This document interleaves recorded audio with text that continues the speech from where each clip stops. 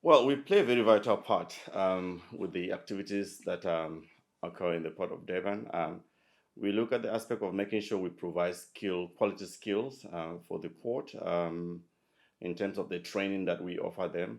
And I think I can tell you that we've done training and we currently still do training for Transnet. We've trained a lot of people there. I remember vividly that Timothy Lamini was one of the guy that studied with us. He did shipping practice. He did a diploma in freight logistics, and he eventually, from a straddle carrier, became a berth manager in the port. Yeah, so yeah, we have training we've done also with Transnet in Richards Bay, Sadana Bay as well. And currently, we've got our student at Bulk Connection. That's part of the port, with the always. I think we've got a contract with them, which happens every year, and every year they take 12 students from us and they train them. So that's the part I think we're contributing with the activities in the port to make sure that they meet up with their important requirement of providing the proper services to the client, which are those cargo owners. That goes without saying because we are in the training industry, so we making sure that we have the real the required skills. Like I said earlier on, human capital talks about the skills. A port will not function if you don't have the right skills in place. And that is very, very important. It's actually critical. And that is why, like I mentioned earlier on, that we've done some training with Transnet, is because sometimes you have staff that have been working for years and they did not have the formal training and they only been thought of what they are doing, and to expand and grow in the company and to be able to offer more services, we then have to train them. And I think Transnet has been doing that very well by giving us such contract to train these people. And the result is having a better delivery there, especially when it comes to handling cargo. It's come to operating, offloading and loading the ships efficiently, not damaging the cargo and so on. So yeah, we play a real part in that, and that is upskilling people that are already there, and plus those that need to go in there. When I mentioned earlier on about bulk connection, they take brand new learners who have no experience, never seen the ship before, and after 1 year, they've maintained a lot of them from that pass through us. And I think if I were to mention them, I'll mention a lot of names from there that are currently there in bulk connection that came through us, and their managers also in that place. And that is part of providing human capital that is required by the port. And yeah, being the port being our doorstep, the vicinity makes it even more easier. I would like to tell you that that transition needs to happen for everybody. It might take time. I think what every company needs to do is to find a way of making sure that that transition is smooth. Especially COVID-19 came and took us unaware, and everyone, people tried to get into a quick transition, which was again not very good. So it's almost like you give birth to a child and they grow. You might like the child as a baby. They will never be a baby forever. They will grow up. That is what industrial revolution actually means. The way of doing things the old way are gone. Even you want to stick to it, it doesn't work anymore.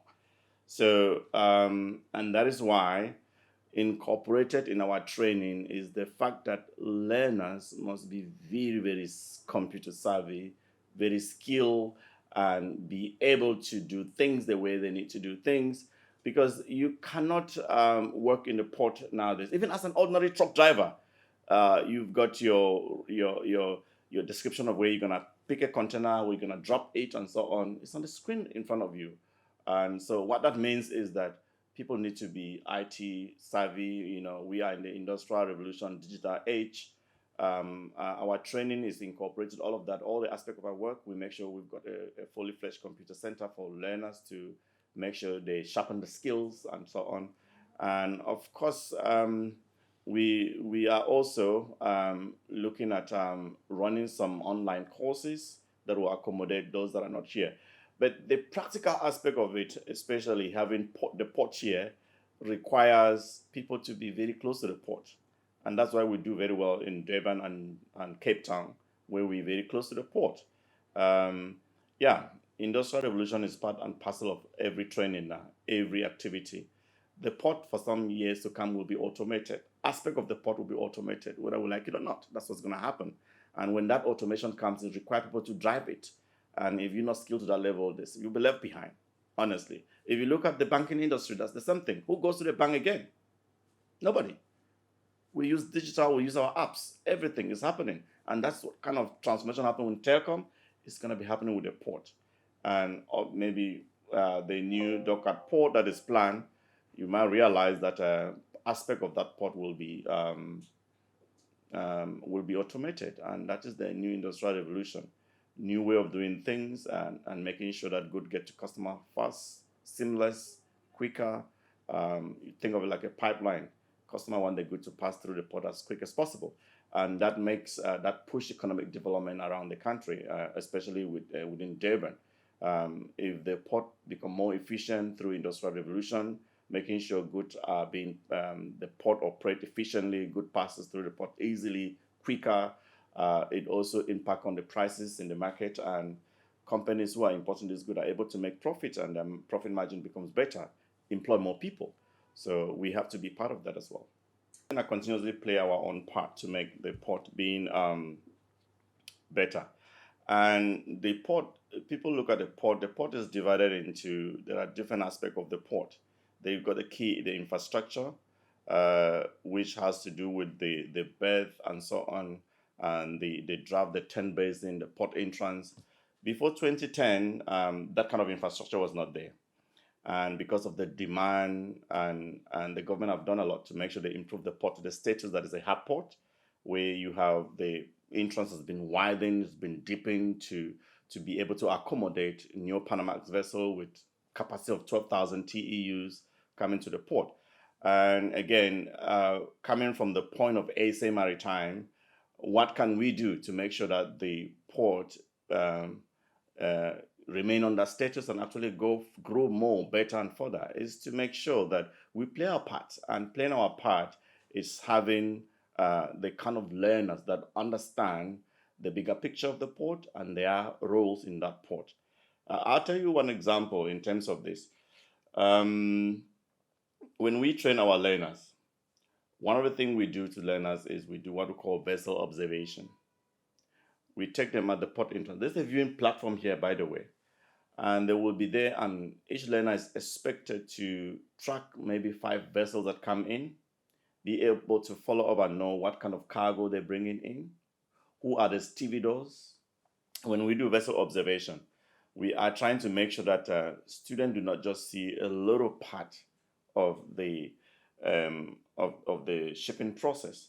We want them to be having a broader knowledge, because, by the way, shipping has an international flavor. You don't do a shipping of South Africa, a shipping of Durban. Everything is standardized. A container here is the same container in China, the same container in the UK, and the same processes are followed. So what we do is we get our shipping students to go stand by the port entrance, and they will track 5 ships. First thing, they will have to document where the ship is registered. Flag registration, IMO number, and then they will look who is the port agent in Durban, who is hosting that ship here, and then they'll look who are the stevedores who will offload and maybe load the ship, as the case might be, and then they will also further to look at further check, verify what type of cargo and what was the quantity uploaded and what of the quantity of cargo loaded.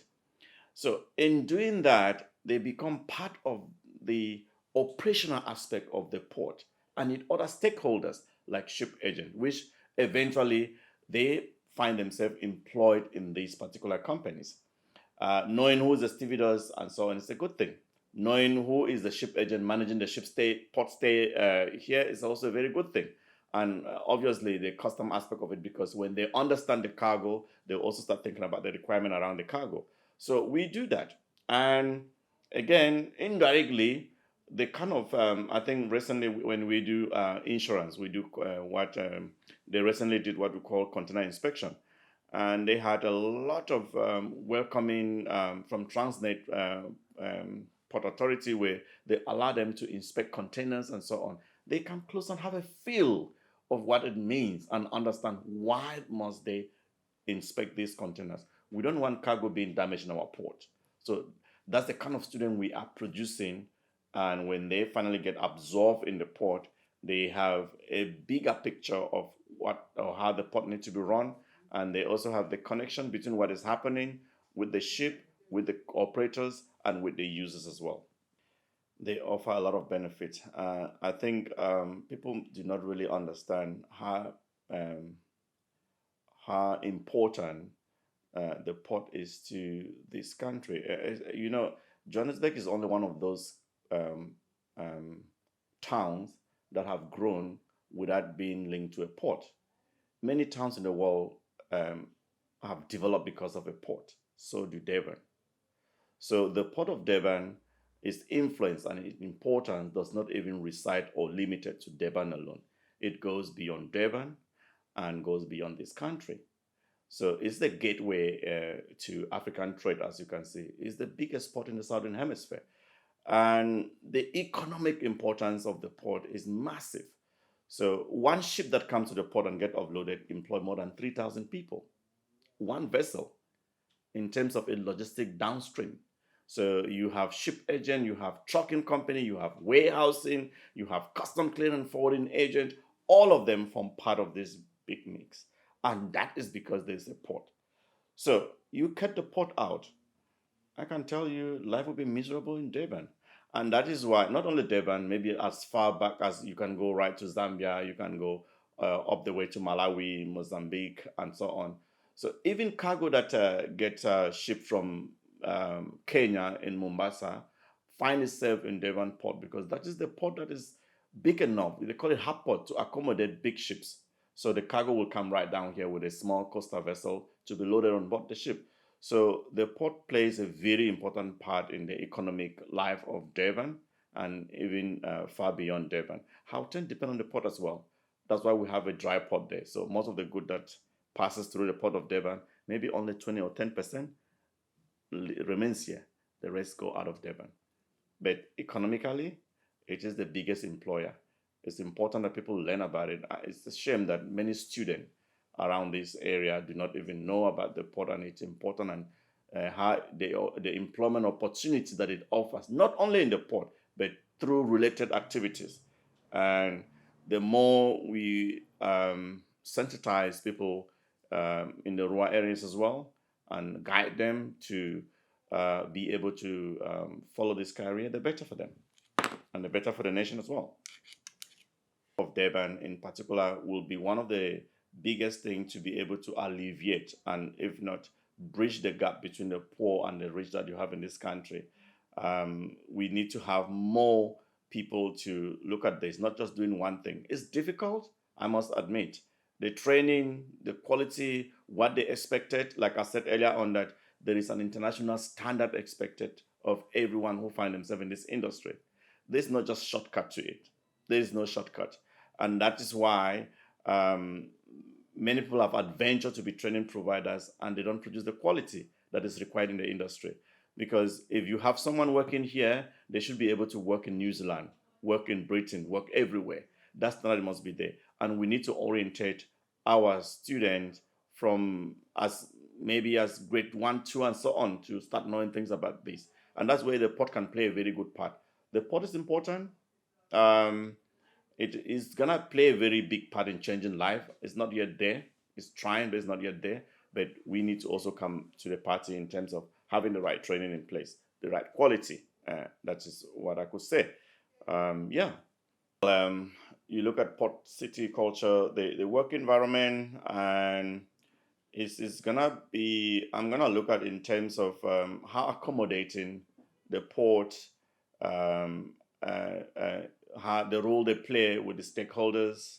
Stakeholders being you're looking at ship agents, you're looking at training provider like us, you're looking at warehousing, you're looking at rail. They play a very good role. If you look, some of the rail get linked to some massive warehouses. Earlier this year, I was in Access World. They've got a massive warehouse in Bayhead, and there's a rail that leave the port and link to them for access to cargo and so on. And for us, the fact that they are very accessible, the port is very accessible in terms of our activities, our training. Tell you about the activities.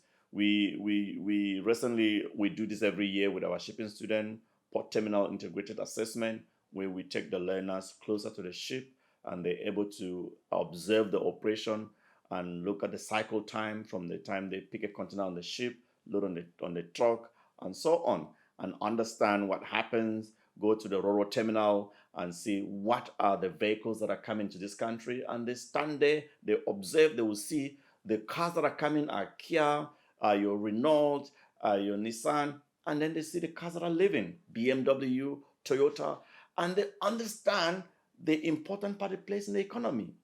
Why are we importing those kind of cars? And why are we exporting the cars we're exporting? The cars that are produced here are not for local consumption. Unfortunately, they're very expensive. If the majority of South Africa are middle income earners, you can earn 8,000, 9,000 and buy a BMW. But those ships cannot run in ballast, meaning that they cannot come all the way from Germany without anything. It will be costly to do business with South Africa. They do a research and know we need a low cost cars. We need your Audi, we need your Nissan, we need your Renault, and so on. So they see that practically when we go to the Roro terminal, and it's accessible. We go there, they see what the ship are discharging, what cars are coming, and they see what they are loading. And then they understand, they see the link between Toyota Sipingo with the rail to the terminal. And that is how the port is assisting in terms of the training. You can't just do this in a very abstract way. You gotta take learners to go there and observe, and that is good. Freight logistics is one of those courses that, like I said earlier on, that Timothy Lamini and many more in bulk connection and so on have enrolled in it. Right now, we've even we've applied to TITA to see how we can break it down, because companies sponsor student into it. Some aspect of it require work experience. So we've tried to make sure that we can break it down into two. People can do the first part that does not really require experience, and then the second year we work at very hard. We've partnered with some people. I think I mentioned us as well earlier on. We in discussion with them, not finalized, to be able to see how they can absorb our learners while they do the final part of our diploma in logistics and so on, because you gotta be able to, for you to manage, you have to know the work. You can go out there and manage people when you don't know what they're doing. So it is very, very important to try and bridge that gap of work experience, make sure that learners have at least they've been in the industry, they're able to do certain things and so on, so that when we get to the aspect of work experience, it becomes easier for them to integrate. So we do have those courses, and yeah, and we're actually looking into more as well. We've got the courses that accommodate people on Saturday only shipping practice, your diploma in freight logistics. We've got custom clearing and forwarding, such a big thing. We've got freight handling and so on. You gotta know.